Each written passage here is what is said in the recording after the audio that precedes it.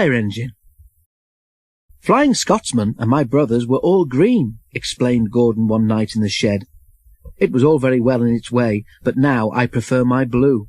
It makes me different, you see, and that's very suitable for an important engine like me. The engines in our old line used to be blue, remembered Donald, but nae sae dark as we are. Dougie and me never were, though. We had to be black, say blue makes a nice change. I like my green too, agreed Henry. I'd hate to be red like James. People would think I was a fire engine. At least people can see me coming, retorted James. I don't disappear into the background like some engines I could mention. If it wasn't for the noise, you'd need a yellow and black front like Mavis. Henry's protests were drowned in the laughter of the other engines, and he went to sleep wondering how to pay James out.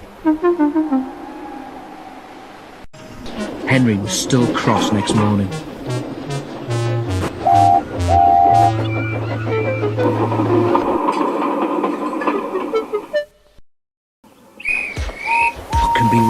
What can be wrong, wondered the coaches anxiously as Henry pulled noisily away from the big station. Do come along, Henry snorted impatiently.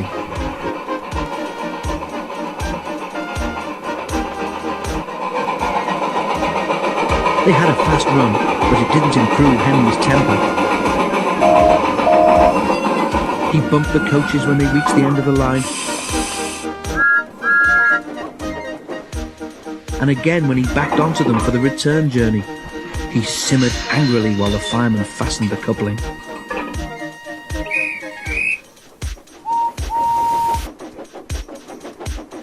No one noticed a rattle from beneath Henry's footplates as he snorted away, and soon the train was running well.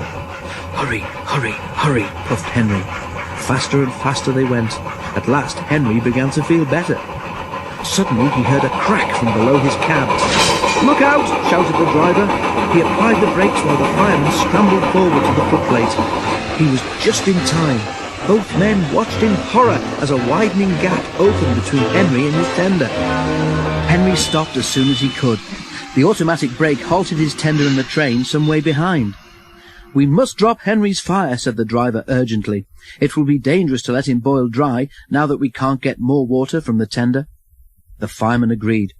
Sorry, old boy, he said to Henry, just when we'd got it going nicely too. But if you hadn't banged about so much, you wouldn't have broken your tender coupling. While the fireman dealt with the fire, the driver went back to tell the signalman what had happened. When he returned, he found Henry completely hidden in a huge cloud of black smoke which billowed from beneath his cab. The fireman emerged, choking. Henry's fire set the sleepers alight, he spluttered. You stay here. I'm going to phone the fire brigade. The driver eased Henry clear of the blaze. And then Edward came to take his train on. Henry felt most uncomfortable.